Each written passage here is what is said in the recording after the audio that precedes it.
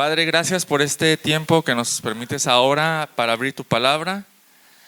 Te pedimos que tu Espíritu nos ayude a no solo entenderla, sino bajarla a nuestro corazón y que de ahí se desprenda un gran cambio, Señor. Rogamos que tu Espíritu trabaje en nosotros, Señor.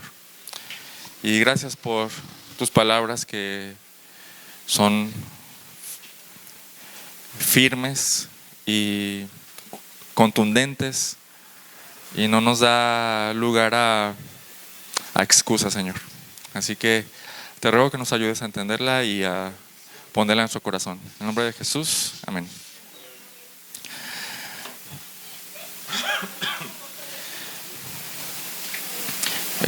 Esas últimas semanas, si lo recuerdan, pues esta es la sexta semana, hablando de la relación entre el cristiano y las riquezas, o el dinero, o los recursos, ¿no? O como le llamamos desde hace poco, el señor riquezas, ¿no? Y luego nos topamos con que el estudio de los miércoles se nos unió a eso, ¿no? Como mandado por Dios. Y creo que hemos llegado a varias conclusiones, ¿no? O sea, se nota en la forma en que preguntamos o tenemos dudas o que nos cuesta percibirlo, ¿no?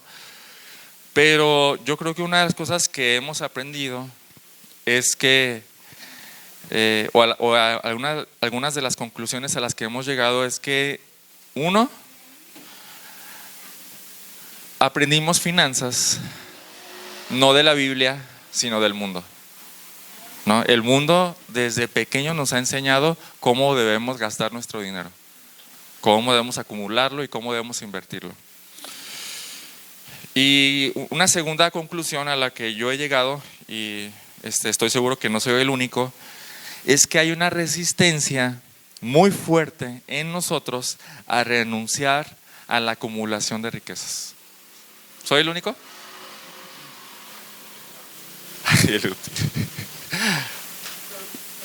¿A qué otras conclusiones han llegado ustedes en todo este tema del dinero? Gracias. Alex. Creo que tenemos nuestro conocimiento de qué hacer con el dinero muy distorsionado. Okay. O sea, estamos muy acostumbrados a ver por nuestras necesidades, por nuestros gustos, por nuestros lujos. Y si me queda, y si alguien necesita, entonces lo que me sobra veo. Gracias. ¿A qué otras conclusiones hemos llegado? Yo he llegado a la conclusión que ¿para qué es el dinero, no? O sea, es saber que Dios nos da lo suficiente para nosotros y ese más es para dar, no para los lujos de uno mismo. Okay. Ale. Bueno, yo he llegado a la conclusión de que el dinero, pero todavía me falta aplicarlo, Sí, que el dinero es de Él, que sí, lo que me da es por gracia, por Él viene, y que pues Él ha sido muy dadivoso conmigo y pues que me enseña a ser dadivosa porque Él es muy bueno conmigo. Sí, amén. Eliot. Yo he entendido que Él nos da lo suficiente y eso debemos ayudar. Sí. Es algo que Él nos dice. Sí. Que ayudemos entre nosotros, que nos cuidemos. Sí. Que para eso nos da Él. Sí, excelente. La Sagrada Escritura dice que la causa de todos los males es el dinero. El amor al dinero. El amor al dinero, perdón. Pero es dependiendo cómo lo uses, para qué lo uses. Las riquezas no son malas, Dios los bendijo. Y tenemos en nosotros de que debemos de aprender a manejar el dinero y a manejarnos a nosotros mismos, nuestros impulsos. Sí, amén. Así, tal cual. Excelente. Sí, ese es un tema que revuelve revuelve todo lo que pensamos de las cosas. Y está bien, porque esa revoltura es como para volver a... Me lo imagino como, no sé si cuando han ido a un río o a la playa o al mar, y a lo mejor se meten y el agua está bien clarita, ¿no? Y se meten los pies y hacen una revoltura de arena y está todo así confuso, pero se vuelve a sentar y otra vez está bien claro, ¿no? Ahorita estamos en esa revoltura, pero dejen que asiente y van a verlo bien claro. Y eso nos va a ayudar muchísimo. Bueno, la semana pasada vimos que si nos vamos a decidir, Ale dijo algo cierto ahorita, ya empezamos a entender. Pero de aquí, no me acuerdo dónde he escuchado esto, pero dicen que la distancia más larga de todo el universo es de aquí a aquí, al corazón, de la mente al corazón. O sea, bajarlo acá es un tramo muy, muy largo que sin la ayuda de Dios no se puede. Entonces, la semana pasada vimos que si nos vamos a decidir por servir como debemos servir al Señor, incluso con las riquezas, quizás tengamos miedo o preocupación porque vamos a comenzar a dar. Y dices, bueno, ese era dinero que antes era para mí, para mis comodidades y para uno que otro lujo, ¿no? Entonces, Jesús no lo echa a un lado ese miedo ni esa preocupación como si no importara. Lo que hace Jesús es darnos 8 argumentos, razones para no preocuparte, para no caer en ese miedo o esa ansiedad que va a traer el ser más desprendido. ¿Ok?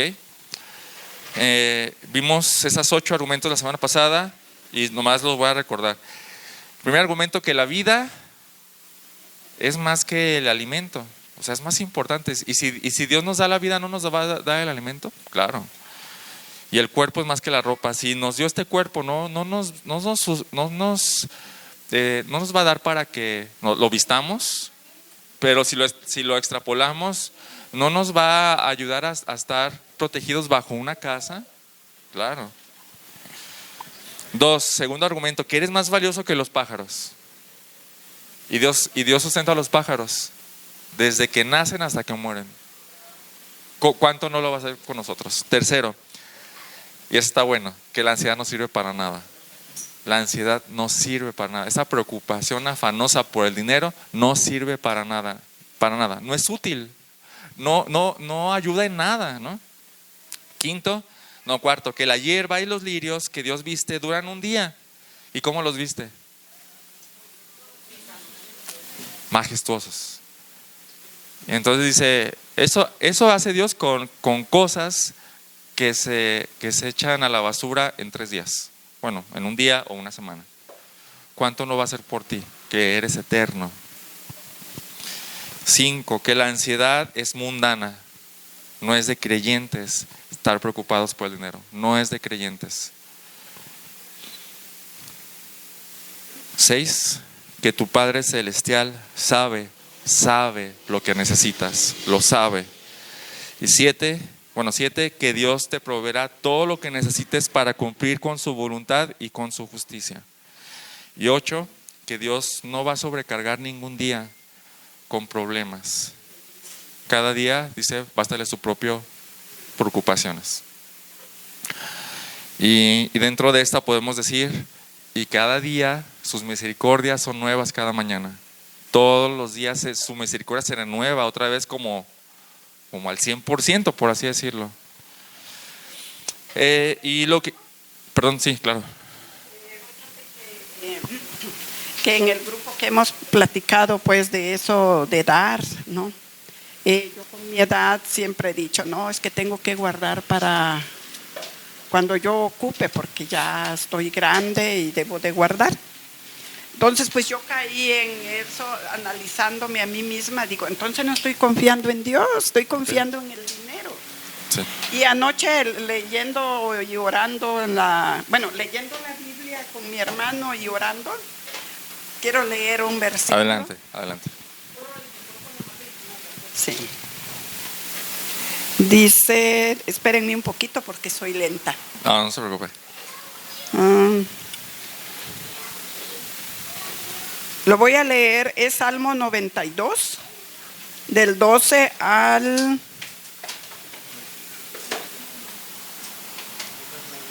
del 12 al 14. Adelante. Dice, el justo florecerá como la palmera, caerá como cedro en el Líbano, plantados en su casa de Jehová, en los atrios de nuestro Dios florecerán, aún en la vejez fructificarán, estarán vigorosos y verdes, para anunciar que Jehová es mi fortaleza, es recto, y aunque en él no hay injusticia.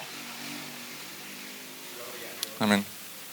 Esa me gustó a mí, que digo, pues sí, el Señor está pendiente de los justos y Sí. no nos va a desamparar. Sí, excelente. Gracias, gracias. Entonces, lo que quiero hacer hoy es profundizar en uno de estos 8 argumentos. Es el argumento, creo que es uno de los mejores argumentos. El hecho de que tenemos un Padre Celestial que sabe todo lo que necesitamos. Él lo sabe.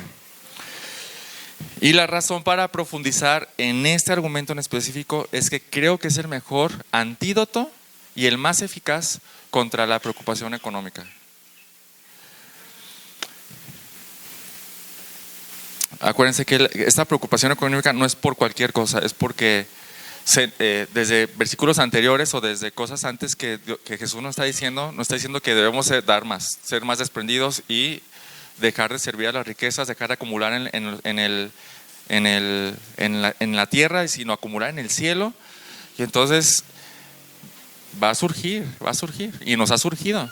Entonces el que tengamos un Padre Celestial que sepa de todas nuestras necesidades es el mejor antídoto contra esa preocupación, con el propósito de servir libremente, aún con nuestras riquezas, sin preocupaciones. Así que hoy vamos a dedicar nuestro tiempo. Perdón, Anabel quería decir algo. Con micrófono, por favor. No sé si entraría también nuestro tiempo. Claro. Porque el tiempo. Sí. A veces uno dice mañana doy esto, mañana hago esto, mañana lo otro, y nunca lo hacemos. Sí. Y yo digo que Dios también nos da ese tiempo para cada Sí. uno de nuestros hermanos, y no solo nuestros hermanos, sino las personas que realmente quieren conocer la palabra de Dios, o los que no, que apenas está uno en ese proceso. Sí. El tiempo. La siguiente semana vamos a profundizar mucho más todavía, porque vamos a dedicarnos a estudiar qué significa buscar primeramente el reino de Dios y su justicia. Vamos a ver qué significa eso. Bueno, entonces y eso que dice Anabel está dentro de ese tema. Así que hoy vamos a dedicar nuestro tiempo para conocer quién es este Padre Celestial que sabe todo lo que necesitamos. En primer lugar, quiero comenzar con la palabra Padre. Y hermanos, vamos a correr el riesgo de darla por hecho. ¿Sí o no? Es un título que está muy mal usado. Porque nos enseñaron que Dios es nuestro Padre y que es el Padre de todos. ¿Sí o no?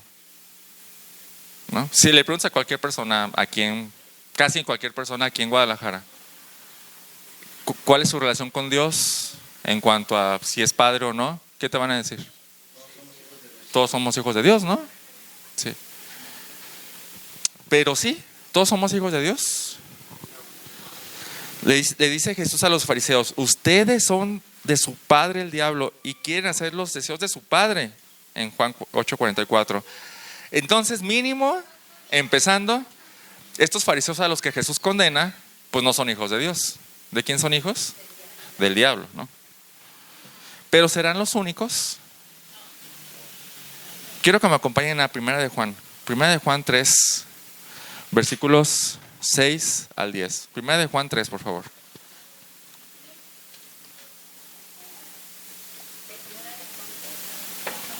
Primera de Juan 3. Y vamos a leer a partir del versículo 6.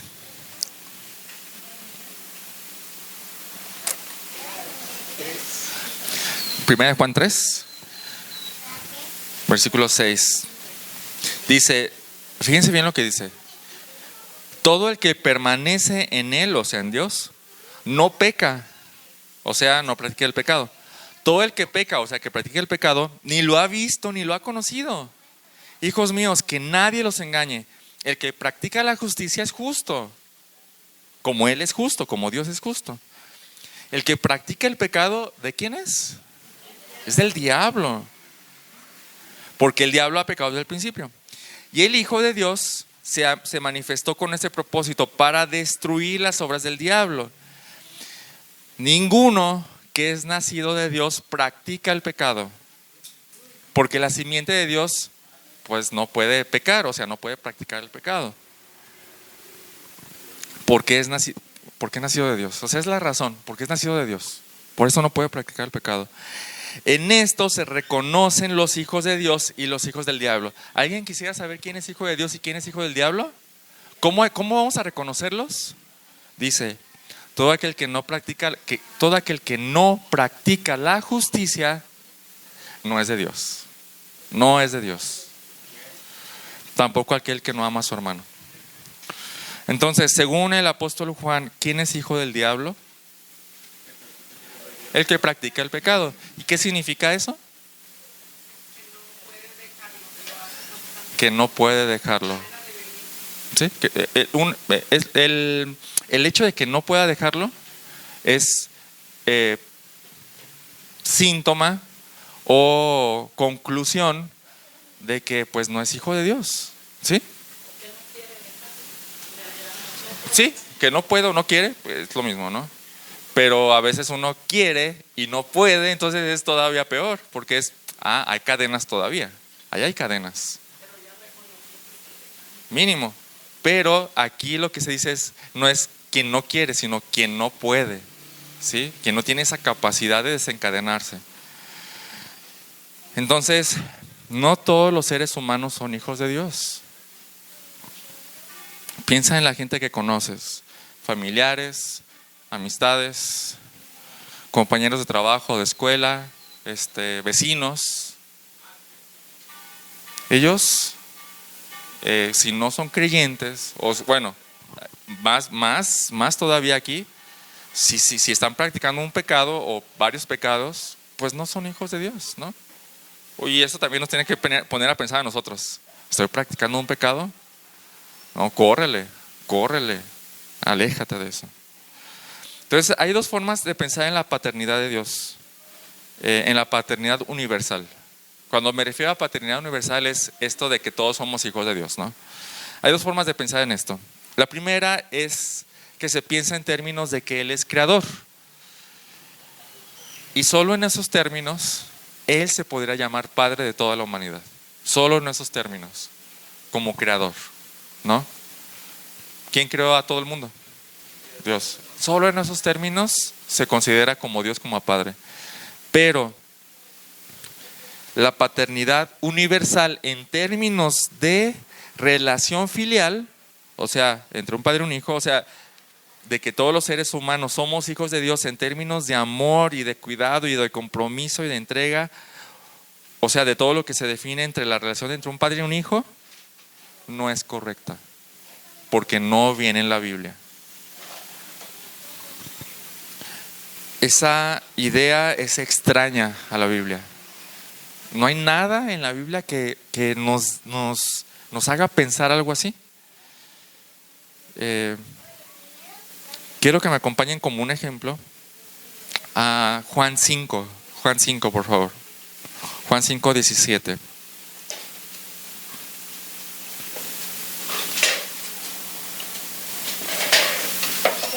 Juan 5, 17. Dice, pero Jesús le respondió, hasta ahora mi padre trabaja y yo también trabajo. Y alguien diría, pues sí, ok, ¿no? Pero los fariseos notaron algo que para ellos era blasfemia. Entonces, por esta causa, los judíos aún procuraban matar aún más procuraban matar a Jesús, porque no solo violaba el día de reposo haciendo milagros, ¿verdad?, sino que también llamaba a Dios su propio Padre, haciéndose igual a Dios. O sea, esta idea de la paternidad personal es revolucionaria en tiempos de Jesús. Nadie decía que Dios era su Padre en términos personales.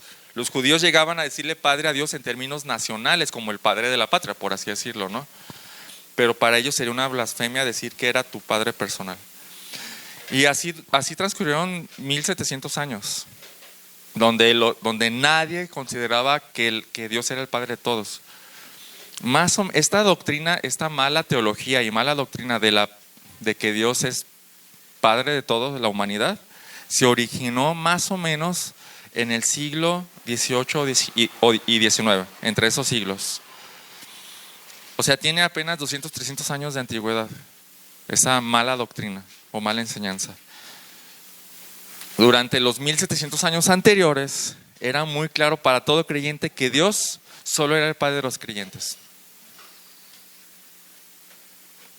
Aclarado eso, nuestro Señor menciona a Dios como a nuestro Padre personal 17 veces en el Sermón del Monte.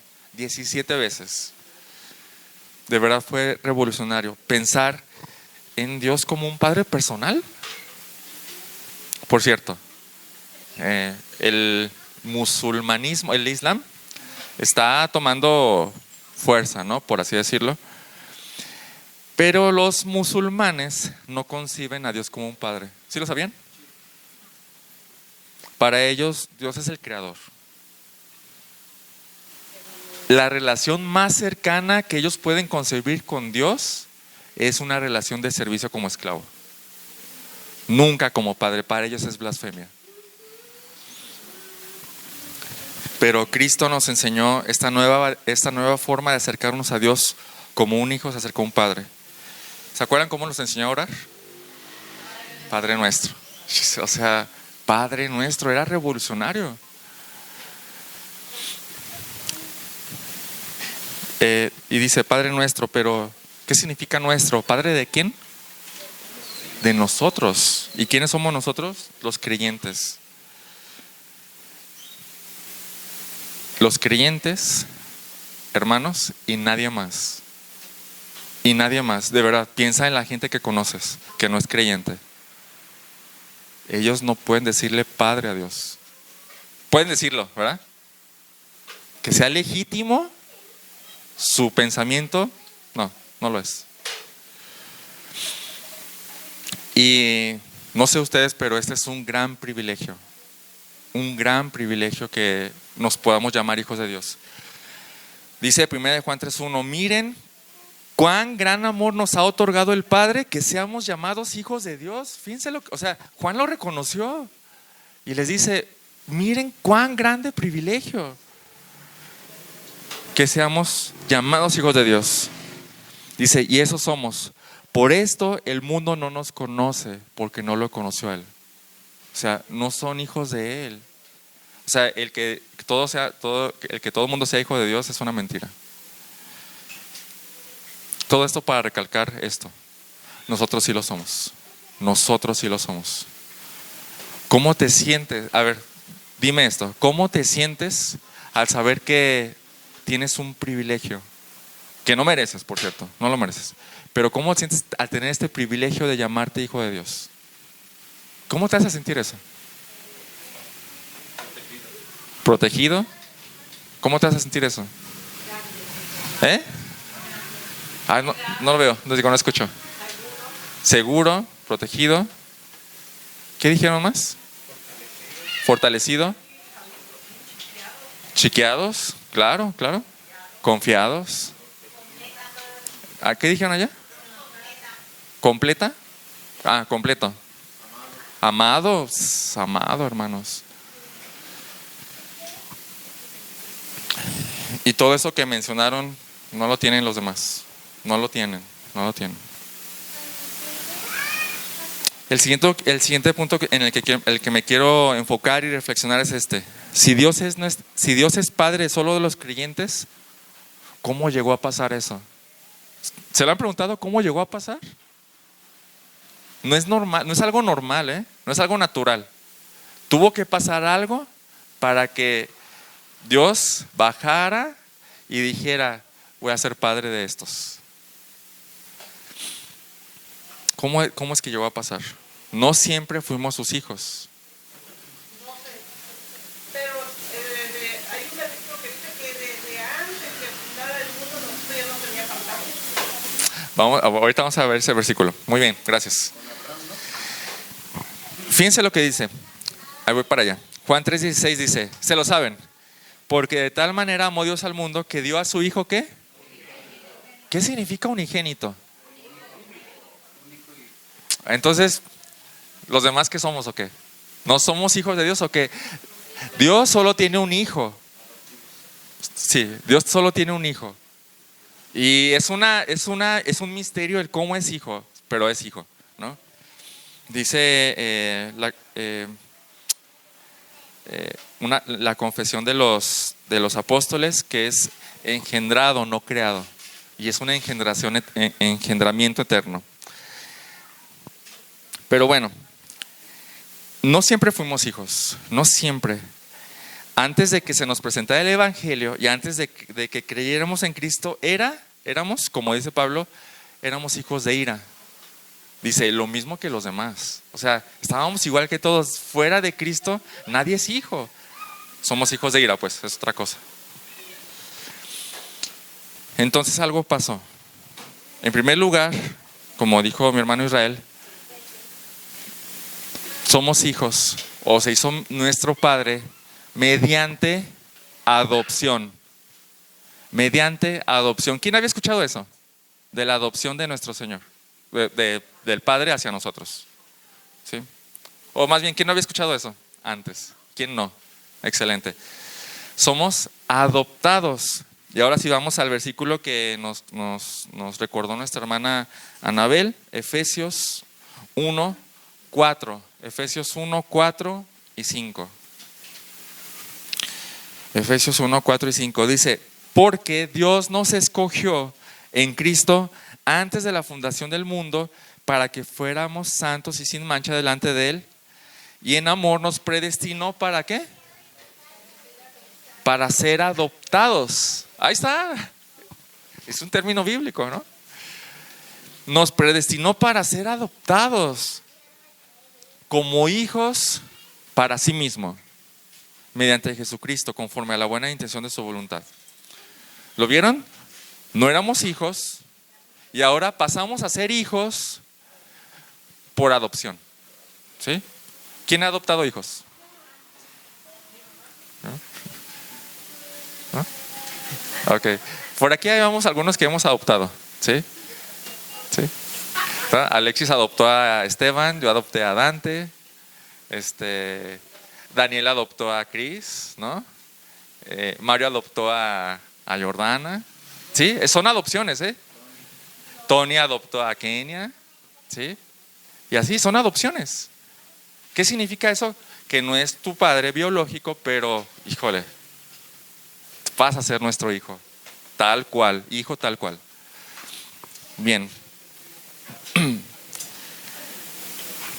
No éramos hijos, pero ahora somos hijos, con todo lo que eso significa, con todo lo que eso significa. En segundo lugar, pasamos a ser hijos, o Él pasa a ser nuestro Padre por medio de la regeneración. ¿Quién había escuchado eso? Más bien, ¿quién no había escuchado eso? Bueno, entonces, ¿cómo pasamos a ser hijos de Él? Bueno, pasamos a ser hijos de Él por medio de la regeneración. ¿Qué significa regeneración? ¿No?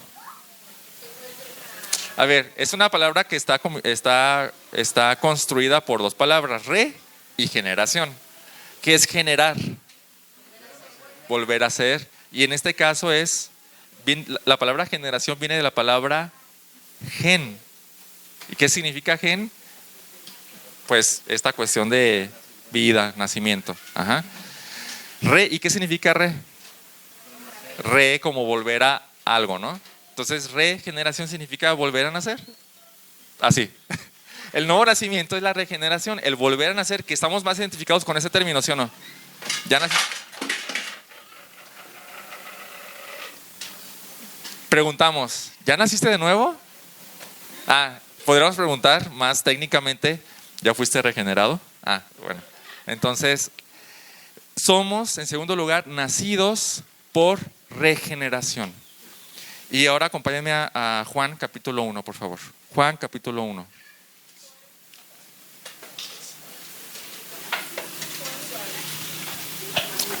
Juan capítulo 1, versículos 12 al 13, y estoy segurísimo que lo han leído y están un poco familiarizados con este versículo. Bueno, desde el 11. Déjame buscarlo porque no lo tenía anotado.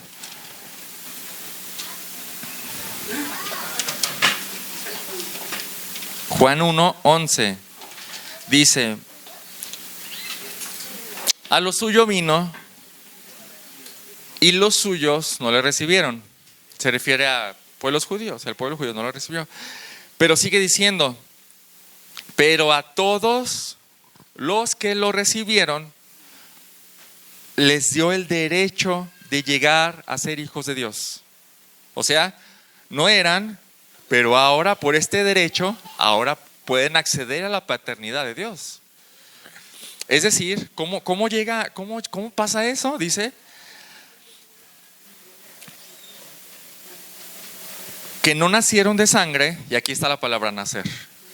Ellos no nacieron de sangre. O sea, ¿qué quiere decir esto? No es por herencia. La salvación o la paternidad de Dios no es por herencia. ¿Qué quiere decir? Pues que si yo soy cristiano y soy hijo de Dios, yo no puedo traspasar eso a Dante, ni a Josías, ni a Ani. ¿Ok? Y tampoco nacieron de la voluntad de la carne. ¿Qué significa eso? Por esforzarte. ¿Quién nace por esforzarse? ¿Alguien nació por esforzarse? Pues no, ¿no? Ni de la voluntad de varón o ni de la voluntad del hombre. ¿Alguien nació por quererlo? Fíjense cómo está comparando este nacimiento con el nacimiento natural. Sino que estos nacen de Dios. Nacen de Dios. ¿Qué quiere decir eso? Que Él te hizo nacer. Te hizo nacer para ser padre. Para ser padre. Nacemos de Dios con una naturaleza nueva.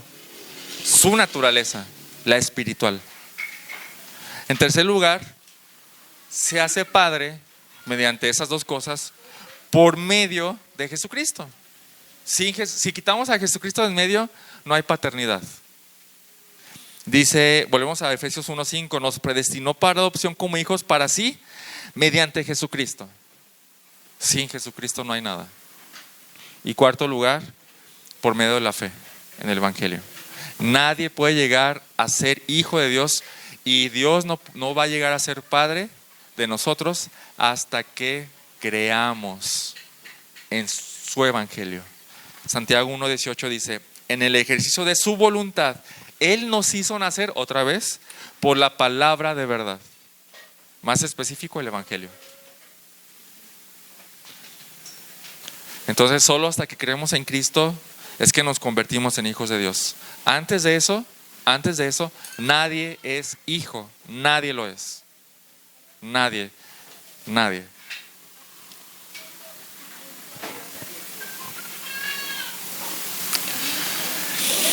Ahora sí, hermano. ¿Crees en Cristo? ¿Sí? ¿Eres hijo de Dios? ¿Te sientes privilegiado? Eres privilegiado, hermano. Te escogió, como dice Efesios 1:5, te escogió de entre una gran multitud de personas que, ¿no? Pero, hermano, no lo merecemos. Eso queda claro, ¿verdad? Nadie hizo algo para merecerlo. Pura gracia. Y dices, ¿cuánta gracia? ¿Cuánta gracia? Y dice Juan, Es un privilegio que nos llamemos hijos de Dios, que Él nos llame hijos de Dios. Ahora, ya entendemos un poquito mejor la gracia de Dios en la adopción y la regeneración. Y ya entendemos un poquito más cómo es que sucedió que llegó a ser Padre de nosotros. Y ahora lo que quiero continuar, o con lo que quiero continuar, es cómo es Dios como Padre. ¿Cómo es Dios como Padre? Vamos ahora sí a nuestro versículo en el que nos vamos a meter. Vamos a Mateo 6:31.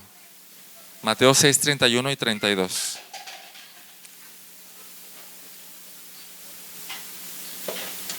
Mateo 6:31 y 32. Mateo 6:31 y 32.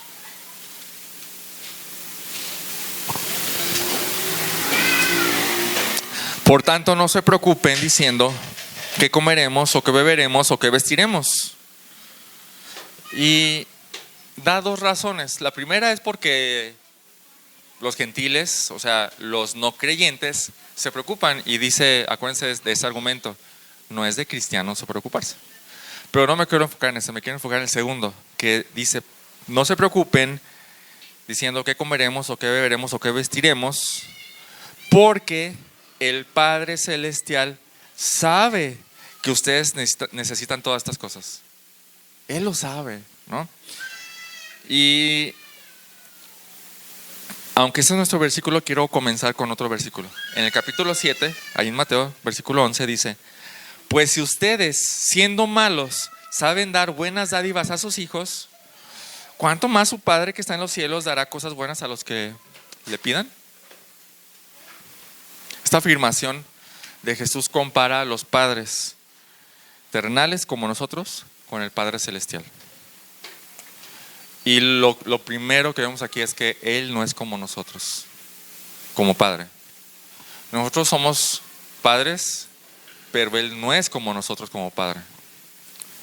Él está en los cielos, nosotros somos terrenales. Y eso cambia bastante. Y vamos a comenzar con esto. Él es un Padre celestial. ¿Qué significará eso? Que Él es un Padre celestial o que está en los cielos. ¿Qué significará eso o qué de importancia tendrá eso para que nos convenza de no preocuparnos? Que Él es santo y que todo lo puede. Excelente. ¿Por qué? Que es todopoderoso, que tiene todo el control. Excelente, muy bien, gracias. Isaías 55:8 dice: porque mis pensamientos no son los pensamientos de ustedes, ni sus caminos son mis caminos. ¿Saben qué quiere decir eso? Ustedes pueden pensar lo que quieran, pero eso no es lo que yo pienso. Yo tengo otros planes, yo tengo otras formas de pensar las cosas.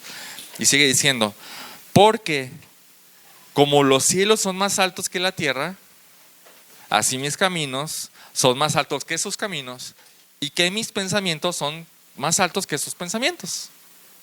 ¿Qué quiere decir esto? Sin duda, lo que significa que Él está muy por encima de nosotros. Muy por encima, que Él es superior. Que Él es superior en sabiduría, ¿sí o no? ¿Qué tan sabios somos nosotros comparados con nuestro Señor?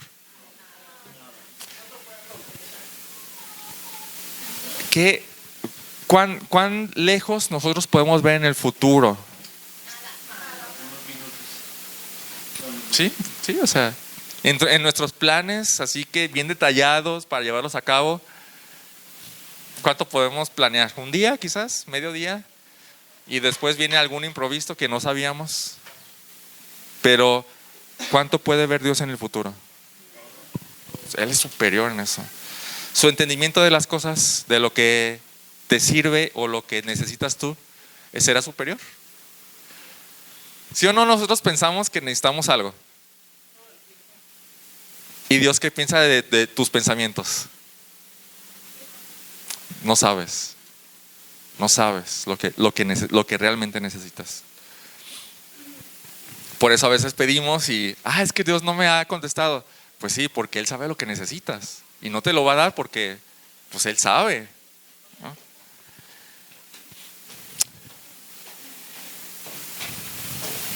También su poder obviamente es superior.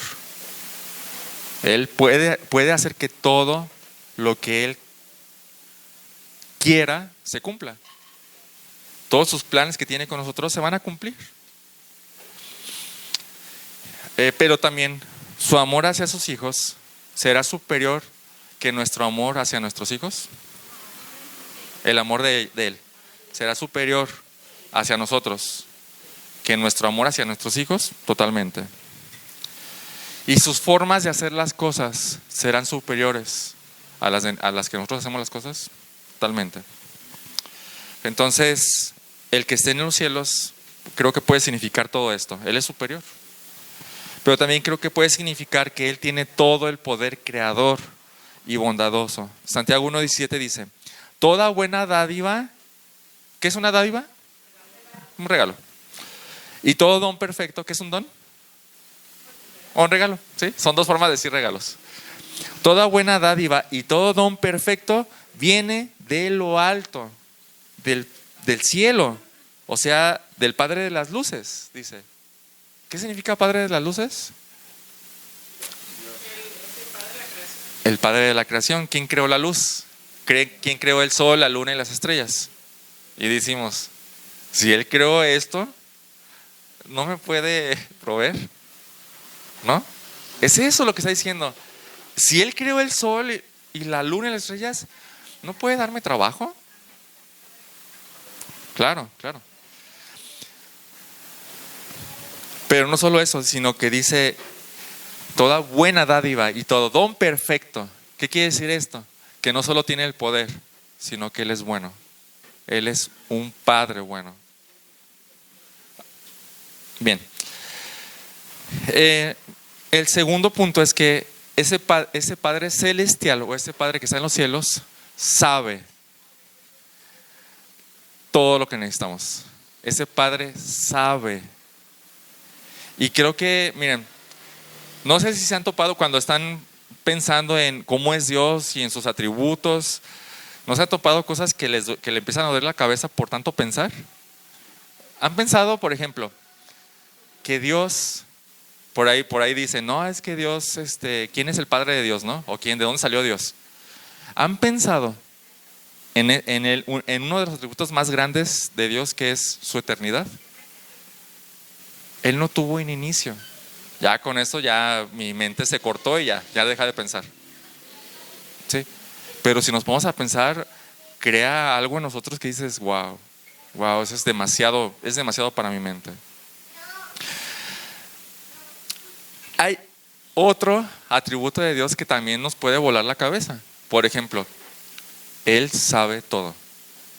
Él conoce todo. ¿Cada cuánto nos detenemos a pensar en eso? Que Él sabe todo. Realmente creo que poco. Él sabe y conoce todo sin que falte nada. Sin que falte nada. Pero no solo eso. No quiero que bloqueen su cabeza, porque solemos, cuando hablamos de eternidad, de todas estas cuestiones de Dios, solemos apagar nuestro cerebro, porque todos no vamos a alcanzar a entender todo, ¿no? Intenten no hacerlo, ¿sale? Él sabe y conoce todo sin que falte nada. ¿A qué me estoy refiriendo? A todo. Vamos a poner ejemplos. Él sabe lo que está pasando ¿en dónde? No la escuché. En Ucrania. Él sabe lo que está pasando aquí en México. Él sabe lo que está pasando en el lugar más inhóspito que pueda haber. Él sabe todo, sí. Nos ponemos nerviosos. Estamos platicando el tema con mi mamá, que viene el mundial. Sí. Y sabemos que viene dos, ¿cómo se dice? Dos enfermedades. Y según aquí Guadalajara ya está bien protegido, que tienen bien arreglado, que tienen bien todo. Pero lo único que tiene en nuestra vida y en las manos es nuestro Padre. Ok, pero buen punto. Él sabe. Él sabe. Y no solo eso, ese es mi siguiente punto. Él sabe de qué están hechas todas las cosas del universo. Él lo sabe. Él las hizo y Él tiene el control de todo, ¿no? Y hablando de los virus, ¿no? Él sabe cómo está compuesto ese virus, no se le escapa. En tercer lugar, Él sabe lo que tiene el hombre en sus pensamientos y en su corazón. ¿Se acuerdan cuando todo el mundo llegó a Jesús y, rabí, y Él decía, no me puedo confiar de ellos porque sabía lo que había en su corazón? Eso está en Juan 2. Sabe todo lo que está en el corazón humano y en los pensamientos. Desde lo más secreto, lo que quieras esconder, Él lo sabe, Él ya lo sabe. Pero no solo eso, porque ahorita pensamos bien personal, pero sabe todo, lo más profundo de cada uno de nosotros. Pero no solo de cada uno de nosotros, de toda la colonia. No, de toda la colonia no todavía. De Guadalajara y la zona metropolitana. De todos los mexicanos. No, el continente. Del mundo. Del mundo. Todo lo que se pueda saber, Él lo sabe. Todo. Dice Salmo 139. Oh Señor, tú me has escudriñado y conocido. Tú conoces mi sentarme y mi levantarme. Desde lejos comprendes mis pensamientos y tú escudriñas mi senda y mi descanso y conoces bien todos mis caminos. Aún antes de que haya palabra en mi boca, oh Señor, tú ya la sabes toda. Por detrás y por delante me has cercado y tu mano pusiste sobre mí. Y fíjense, esto que sentimos es lo que sintió el salmista. Tal conocimiento es demasiado maravilloso para mí. Es muy elevado. Y el salmista lo reconoció y dijo, no lo puedo alcanzar. Es demasiado. Entonces, Él conoce tu más profundo pecado secreto y tu más grande anhelo. Y si conoce todo eso, ¿no sabrá cuáles son las cosas que son necesarias para tu sustento? Sí. ¿Y cómo te hace sentir eso? Que Él sepa perfectamente lo que necesitas. ¿Cómo te hace sentir eso? Gracias, Señor, tú lo sabes. Una vez escuché un predicador que se llama Paul Washer y comentó que a veces se levantaba en la madrugada preocupado, ansioso. Se levantaba, volteaba a la ventana, se paraba hacia la ventana y decía, lo único que decía es, tú lo sabes. Y se volvía a acostar. El que el Padre sepa, wow, gracias Señor, tú lo sabes. Tú sabes todo lo que me preocupa. En tercer lugar, este Padre Celestial que sabe todo, es bueno con sus hijos. Imagínense que si fuese malo o si fuera indiferente, eso sería malo también, pero Él es bueno. Dice Mateo 7, 9 al 11. ¿O qué hombre hay entre ustedes que si su hijo le pide un pan, le dará una piedra? O si le pide un pescado, le dará una serpiente? Dice, ¿quién? No, solo un loco, ¿no? Pues si ustedes, siendo malos, saben dar buenas dádivas a sus hijos, cuánto más su Padre que está en los cielos dará cosas buenas a los que le piden. Hay una diferencia sustancial entre nuestra paternidad y la paternidad de Dios, ¿ok? Eso no cabe duda. Nosotros carecemos de buena paternidad.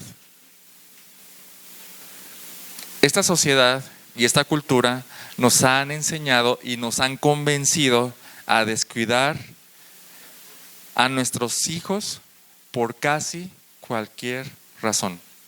¿Se les ocurre alguna? ¿Cuál? ¿Por el trabajo? ¿Por el entretenimiento? Bueno, el entretenimiento tiene una razón abajo. Ya no quiero dedicarles tanto tiempo, ¿no? Porque ya no quiero responsabilidad, ¿no? Sí, para trabajar. Que implica sacrificio familiar en aras de más dinero.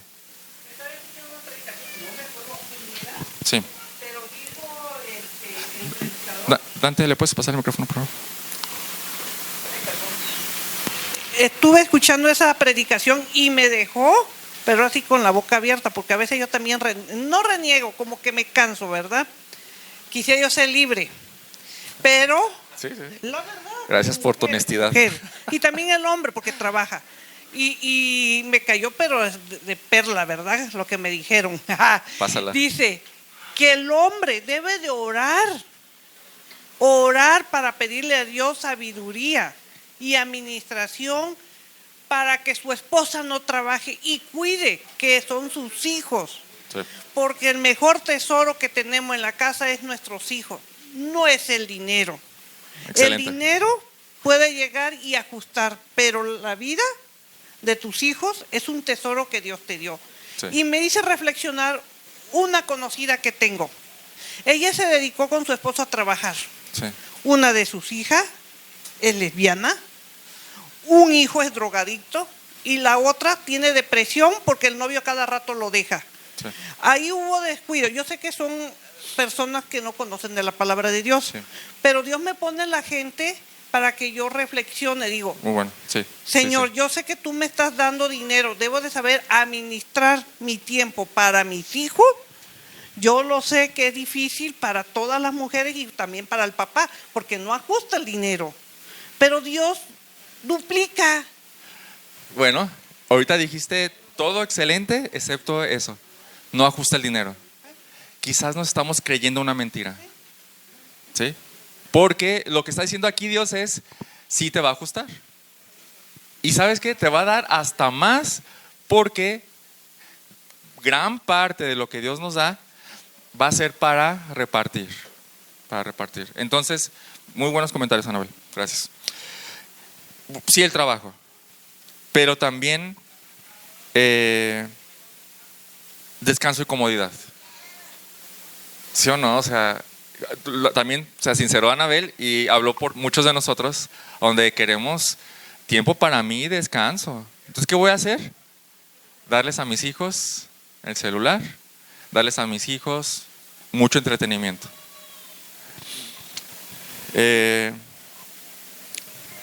Y más, ¿no? No quiero quedarme ahí, pero así somos como padres. O sea, no somos tan buenos padres como creemos quizás. Pero Dios es un Padre perfecto. Y sobre todo es bueno con nosotros. Él siempre va a querer lo mejor para nosotros. Nosotros, aún como ya nos describimos, aún así queremos darle cosas buenas a nuestros hijos, ¿sí o no? Aún así.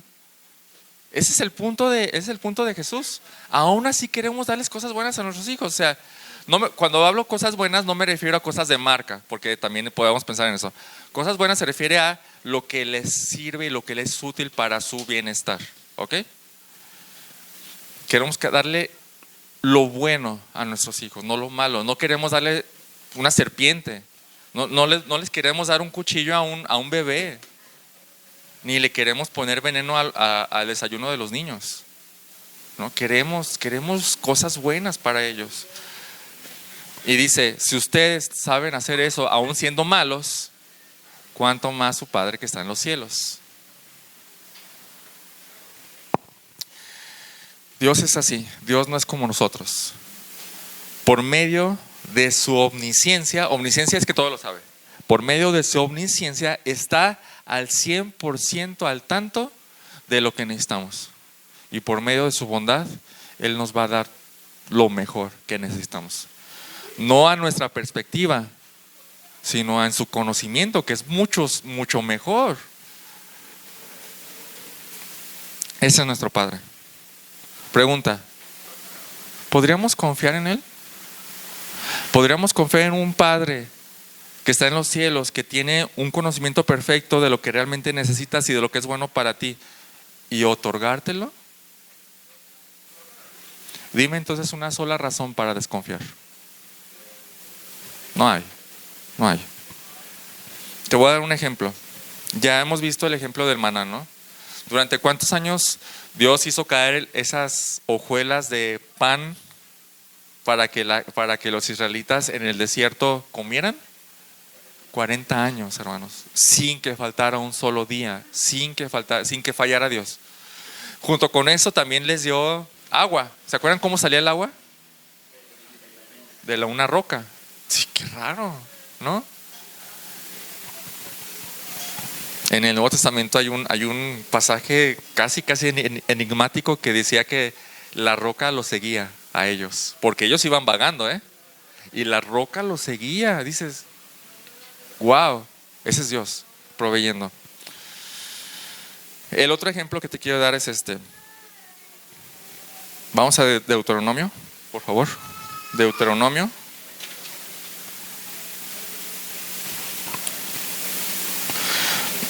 Capítulo 6, versículo 10. Deuteronomio capítulo 6, versículo 10. Acuérdense que ellos iban a entrar a la tierra prometida, pero la tierra prometida estaba ocupada. Entonces, la forma de entrar en la tierra prometida era, pues, luchando, ¿verdad?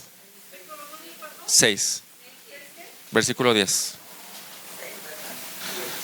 Deuteronomio 6:10. 6:10. Entonces, Dios les había prometido una tierra, pero esa tierra ya estaba ocupada. ¿Sí? Entonces, tenían que llegar a combatir, pero era una tierra ya ocupada. Y eso es importante porque dice: y sucederá que cuando el Señor tu Dios te traiga a la tierra que juró a tus padres, o sea, Abraham, Isaac y Jacob, que te daría una tierra con grandes y espléndidas ciudades que tú no edificaste, y casas llenas de toda buena cosa que tú no llenaste, y cisternas cavadas que tú no cavaste, viñas y olivos que tú no plantaste, para que te comas y te sacies. O sea, entraron en la tierra prometida habitando casas ajenas y comiendo de plantíos que ellos no plantaron. ¿Qué te dice eso de su provisión? Él lo va a hacer de cualquier manera. Lo hizo de una manera en el desierto y lo hizo de otra manera ya llegando. Pero vamos más allá. Imagínate que Dios, por tu bien, como siempre hace las cosas, te da un tiempo de escasez. ¿Qué harás? ¿Dejarás de confiar? Eso decimos, ¿verdad? Eso decimos todos. ¿Nos quejaremos?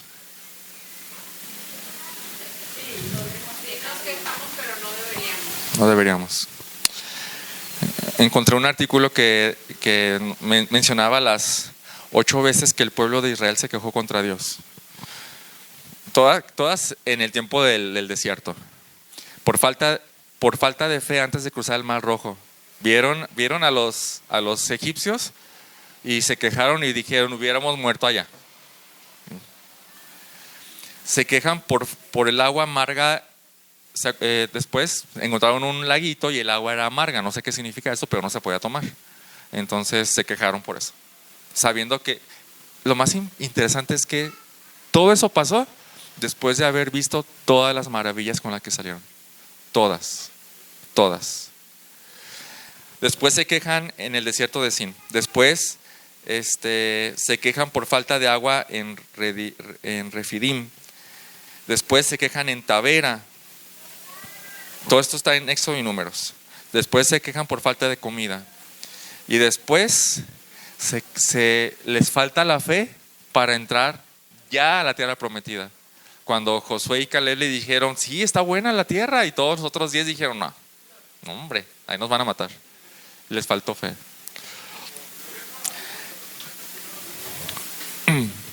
Y dice Pablo que todo lo que se escribió para nuestra enseñanza se escribió.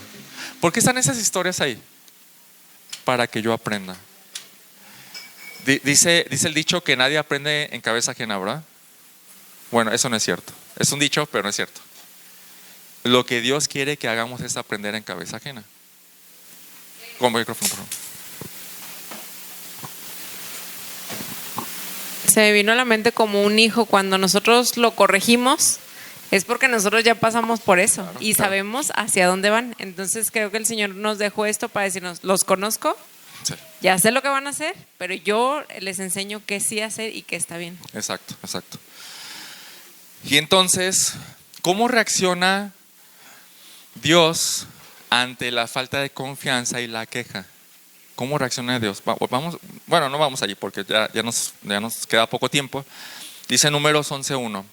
El pueblo comenzó a quejarse en la adversidad a oídos del Señor. Y esa es una forma de decir las cosas porque pues Dios todo lo escucha, ¿verdad? Y cuando el Señor lo oyó, se encendió su ira y el fuego del Señor ardió entre ellos y consumió un extremo del campamento. Quiere decir que mucha gente murió. Mucha gente murió. Todas se quejaron, pero no todas recibieron el castigo, ¿verdad? Fue como, deja de quejarte. No lo hagas. Y pregunta, ¿por qué Dios se enoja tanto? Bueno, eso es, quiero que lo veamos así.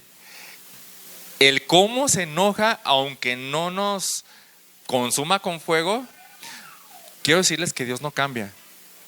¿O sí cambia? ¿Dios es cambiante? No, es inmutable. ¿Qué quiere decir?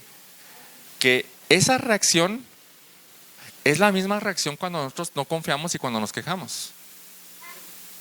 Él bien podría prendernos fuego. Pero dice por ahí, por su misericordia es que no hemos sido consumidos. ¿Por qué? ¿Por qué se enoja tanto con la queja y con la falta de confianza? ¿Por qué? Porque nos ha dado todo, es como un hijo cuando no nos hace caso un hijo y nosotros le dimos todo, es como, oye, ¿me estás viendo? Ya hice yo. Ok, puede ser, pero hay algo más allá, hay algo más pecaminoso que eso. Jorge. Él sabe, definitivamente, hermano, de que Él tiene todo el poder y nosotros lo sabemos. Y aún así lo minimizamos. Sí, excelente. Es por ese momento en el cual hay un enojo de Dios hacia nosotros porque no lo reconocemos como lo que es. Hacia allá va, hacia allá va. Lo dijo, bueno, lo mencioné la semana pasada, que Arthur Pink dijo eso, ¿no? Que era un pecado horrible. Es un pecado horrible la desconfianza. ¿Qué estamos queriendo decir cuando desconfiamos de la provisión de Dios? Lo dijo mi hermano. Estamos queriendo decir que Él no puede, que Él no quiere, que no es bueno y que no es confiable. Puras mentiras. Y nos estamos haciendo un ídolo. ¿Qué es un ídolo? Un falso Dios. En nuestra imaginación nos estamos creando un falso Dios cuando decimos, es que, y si no quiere, y si no puede, bueno, no decimos que si no puede, solamente desconfiamos, ¿no? Estamos pintando un cuadro de un Dios que no es real. Y nos estamos hincando hacia ese cuadro. Estamos inventando un Dios y lo estamos idolatrando. Pero cuánta gracia y cuánta paciencia, ¿sí o no? De Dios hacia nosotros. Cuánta gracia y cuánta paciencia. Porque después de darnos cuenta de tantos ejemplos y tantas maravillas que Él ha hecho, les voy a preguntar algo. Antes de ser cristianos, ¿les faltaba algo? Comida y vestido. ¿Les faltaba algo? ¿Sí? A ver, levanta la mano, sí. A lo mejor sí, ¿no? Pues es lo que promete, el sustento. ¿A alguien le faltó algo? Bueno, por descuido, por tonto. Y aún así estás aquí, no te dejó morir de hambre, ¿no? Ok. No, y por descuido, porque, bueno, muchas veces Con micrófono, por favor. Cuando mi papá tomaba, o sea, por más que se gastara el dinero en alcohol, siempre teníamos para comida. O sea, nunca nos dejaba sin comida, nunca. Sí, Dios es bueno, que hace salir el sol sobre buenos e injustos y hace llover sobre buenos y malos, ¿no? Así pasaba cuando no éramos cristianos. Y cuando somos cristianos, ¿a alguien le ha faltado comida? ¿A alguien le ha faltado techo? ¿A alguien le ha faltado abrigo?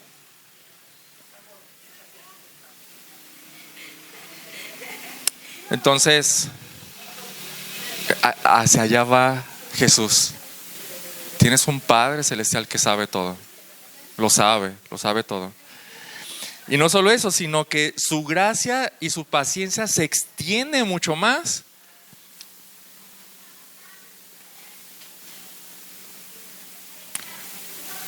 Y después de haberle fallado tanto, nos sigue diciendo: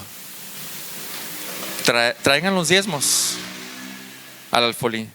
Y para que haya alimento en mi casa, dice: pruébenme en esto.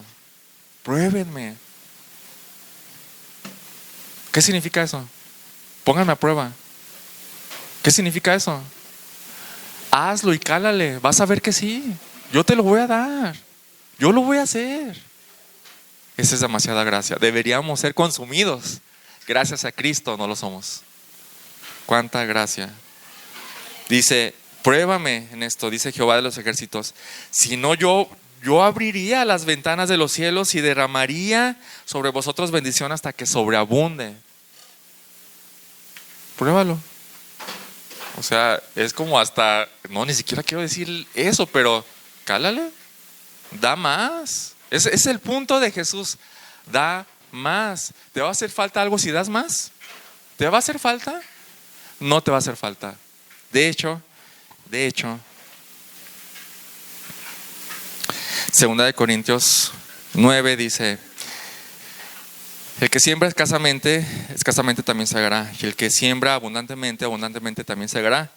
Cada uno dé como propuso en su corazón, y entonces la propuesta de nuestro corazón es bien bajita, ¿no? Pero la idea es, no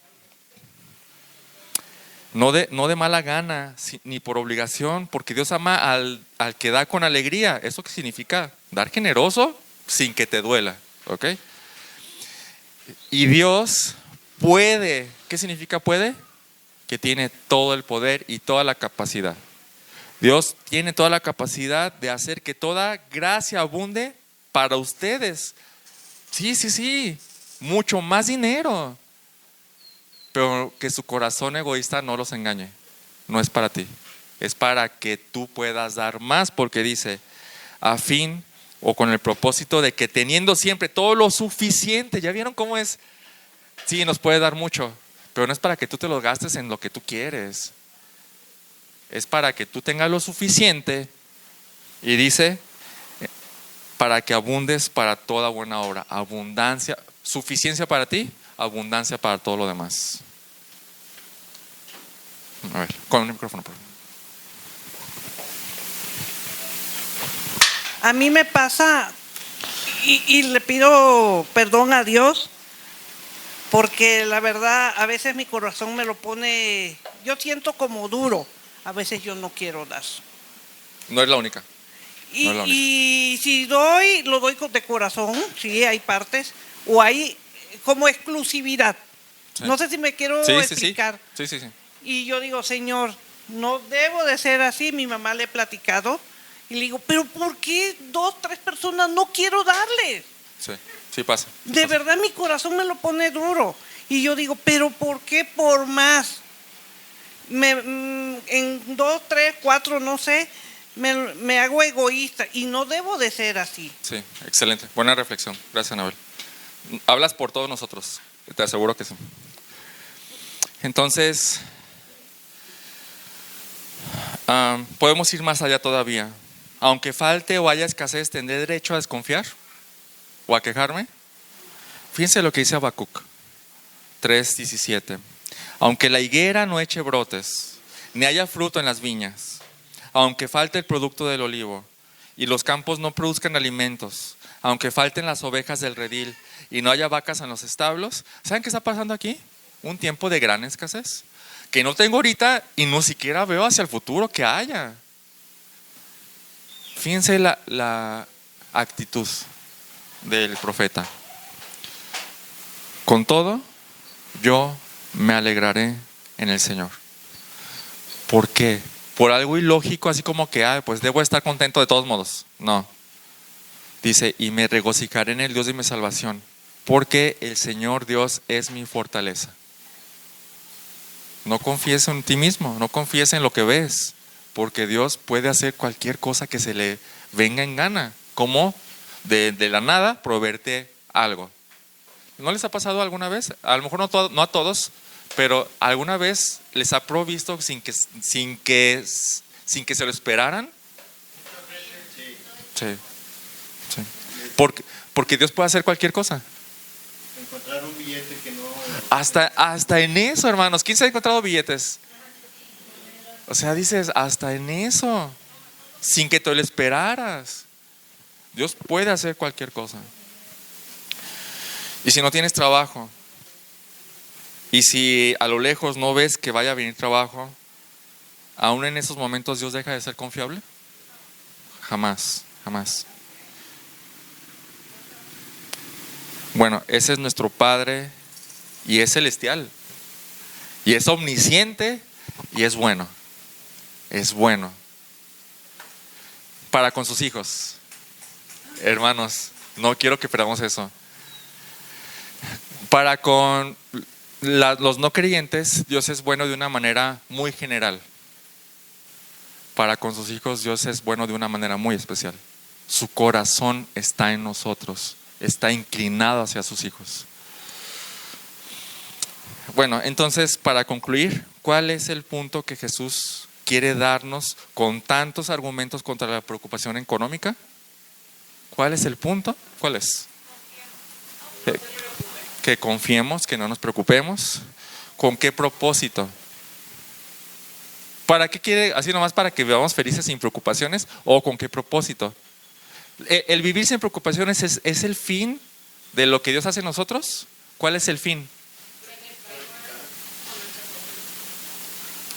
El contexto nos manda a decir, ya te convencí de que no tienes que preocuparte, comienza a dar. Comienza a dar ya. ¿O quieres más argumentos? Dice Jesús, podría decir Jesús, ¿no? ¿Son suficientes argumentos? Dale, empieza a dar. Ese es el punto de todo el pasaje desde Mateo 6:19 hasta 6:34. Todo eso está ahí. Acumular tesoros es un sinónimo de dar. Acumular tesoros en el cielo. Servir al Señor y no al Dios riquezas es un sinónimo de incluso sirve al Señor con este Dios riquezas. Dale. ¿No? Usa a este Señor, ya regálalo al Señor riquezas. Usa a ese Señor riquezas para glorificar al Señor. Todo eso está ahí. Buscar el reino de Dios y su justicia tiene el contexto de dar.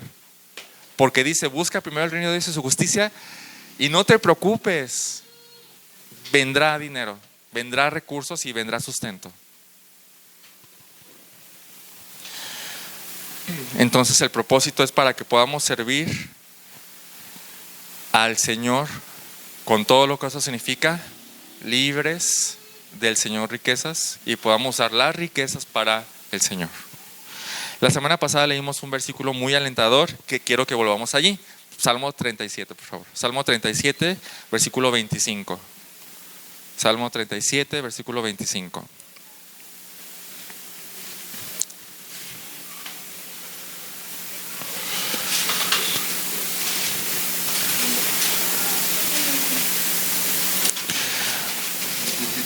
Salmo 37, 25. Dice, yo fui joven y ya soy viejo. ¿Qué quiere decir eso? Pues he pasado toda una vida observando cosas. Y no he visto al justo desamparado, ni a su descendencia mendigando pan. ¿Qué quiere decir eso? Que en nuestro contexto sería, no he visto que ningún creyente, Dios lo desampare en su sustento. ¿Ok? Y dices, gracias Dios, amén, por eso. Y este versículo, muchos no, estamos familiarizados, ¿no? O lo hemos escuchado, o algunos hasta lo memorizamos, ¿no? Pero observen el versículo que sigue, que nadie se sabe. ¿Qué dice? Todo el día es compasivo y presta. Todo el día es compasivo y presta. Hasta ahí. Bueno, y su descendencia es para bendición. Wow, otra versión dice, esta es la nueva Biblia viva. Por el contrario, los justos pueden ser generosos dando obsequios y préstamos al prójimo. Pueden ser generosos. La NTV, los justos siempre prestan con generosidad la palabra de Dios para todos. Los justos están siempre dispuestos a dar sin esperar nada a cambio. La TLA, Cuando la gente honrada regala algo, siempre lo hace con generosidad. Algo quiere decir esto, ¿no?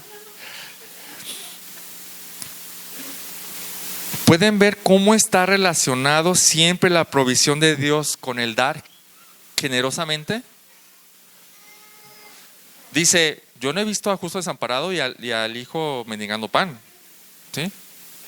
Sino, ¿qué ha visto el salmista? Sino que cuando Dios provee, ellos están dando generosamente, dando y dando y dando. Eso es lo que ha observado de los justos. ¿Nosotros somos así? ¿Somos justos? Y sí, de gracia recibimos, de gracia damos, ¿no? Pero dice un predicador, somos como presas, ¿no? Viene el agua del río y queremos acaparar todo y que suba el agua, ¿no? Pero la ilustración más correcta es como un río. Deja que fluya el dinero. Tú recibes, tú das. Tú recibes, sí, para tu sustento, pero tú das. Tú recibes lo suficiente y tú das en abundancia. Y tú recibes lo suficiente y das en abundancia.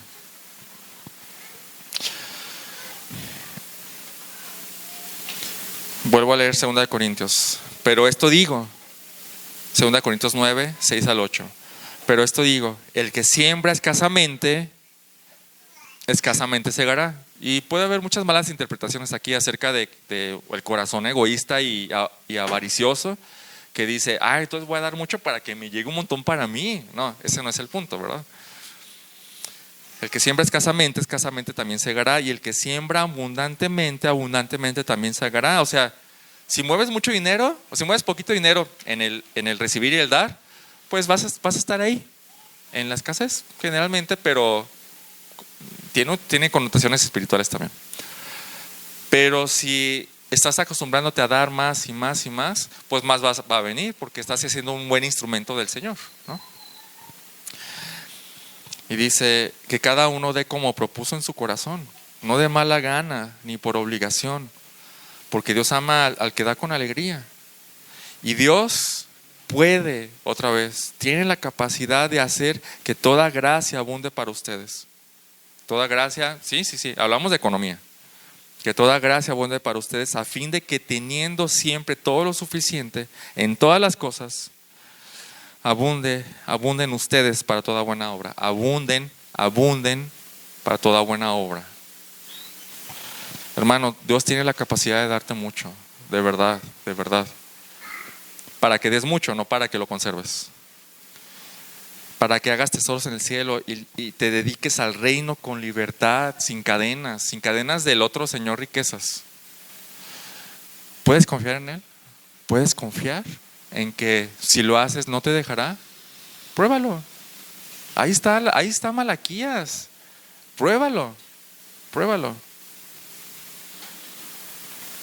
Con eso termino. Pero antes de salirme de aquí quiero preguntarles, ¿qué se llevan hoy? ¿Qué se llevan? ¿Qué se llevan para seguir reflexionando y si bajarlo de aquí acá, para que empiece a ser una realidad? Bueno, buenas tardes, hermanos.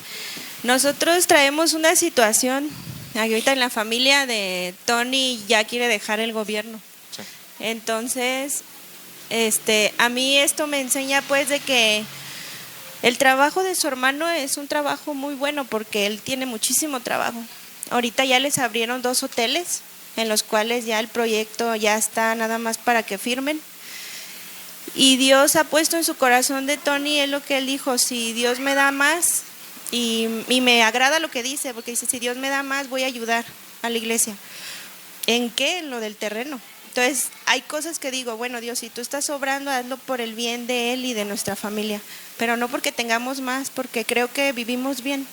Con lo que él gana estamos bien, pero acá sí va a ser, pues sí va a haber algo de dinero y mucho trabajo. Y yo le dije a él, también ponte a pensar que ya no estás tan joven, que ya vas a tener que cargar más cosas, que tu espalda ya te duele. Entonces, yo le pido a Dios que nos dé discernimiento Sí. para poder tomar una buena decisión.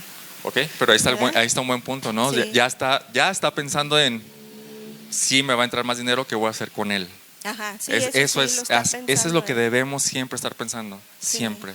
O sea, estamos planeando, muy bien. ¿Quién quiere participar? Alexis. Creo que algo también que me ha enseñado esto, pero hoy en específico, es cuando tenemos es muy fácil dar. Bueno, yo cuando tengo me es muy fácil dar, y ahorita que estamos batallando es cuando digo, a ver a qué. Entonces es suelta, prueben. O sea, no nos hace falta nada, y aunque nos esté yendo menos que antes, que nos iba mejor económicamente, aún tengo un montón que dar. Entonces como suéltalo. Y ahorita estaba pensando que creo, ahí en mi libreta dice peticiones de oración, y es eso, o sea, Señor, ayúdame a desprenderme, deshacerme, o sea, confiar en que tú eres soberano. Amén. Dice, aunado con lo que dice Alexis, dice 2 Corintios.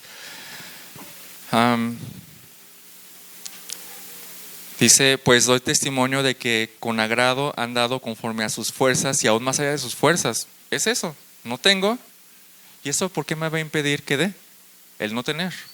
Porque dice que los de Macedonia, pidiendo con muchos ruegos que les concediésemos el privilegio de participar en ese servicio de los santos, o sea, en una ofrenda económica. Imagínate que no tienes dinero y te llegó tanto esta enseñanza que dices, no importa, Dios va a proveer y puede, lo que yo quiero es participar. Oye, pero no, y dice ruego, o sea, estaban rogando. ¿Qué quiere decir eso? Que Pablo dijo, no inventes, tú no, o sea, tú no tienes. Ellos, no, pero no importa, yo quiero dar. ¿Dios podría poner ese corazón en nosotros? Anhelemos ese corazón. ¿Quién más se lleva algo? Abel. ¿Me permiten? Adelante, sí, claro. Que lo que quiero leer. A ver, vamos a ver. Es Salmos 39, 6.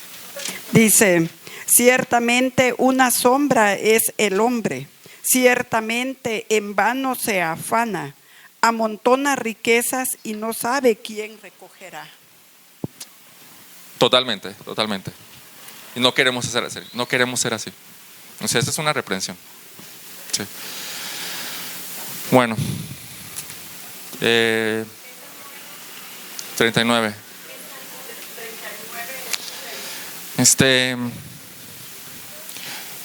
No es coincidencia que nuestro hermano Alberto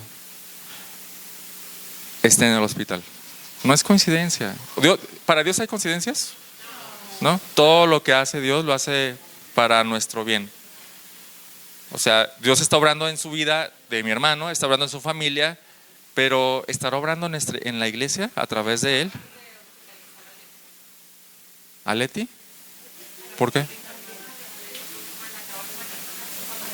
Ok, bueno, entonces ya no es solo nuestro hermano Alberto, nuestra hermana Leti ya también está hospitalizada. Me acaban de avisar Alexis. Y Leo se tuvo que salir a trabajar porque no podía atender a su papá si trabajaba.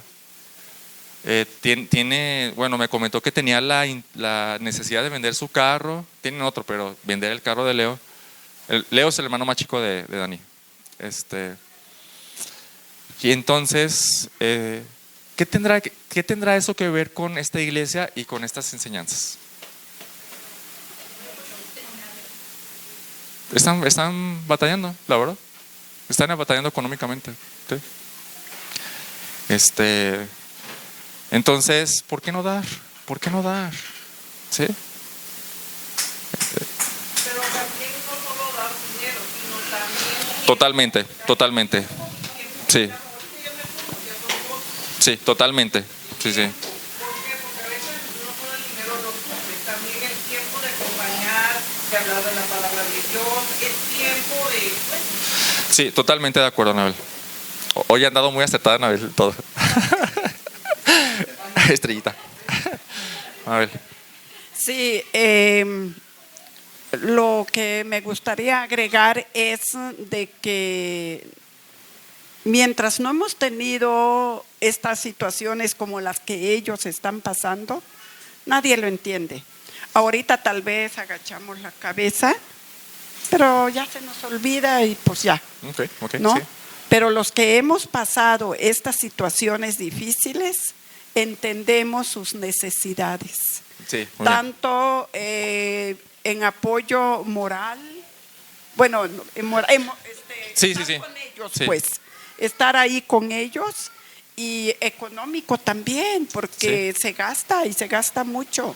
Excelente. Muy bien. Entonces es bueno de que todos nos sensibilicemos, tanto para apoyarlos en cuidar a sus familiares, porque el hecho de que ella ya esté hospitalizada es porque ya no aguanta ella tanto lo emocional y físico. Sí. Ya no aguanta tanto cuidado para su esposo.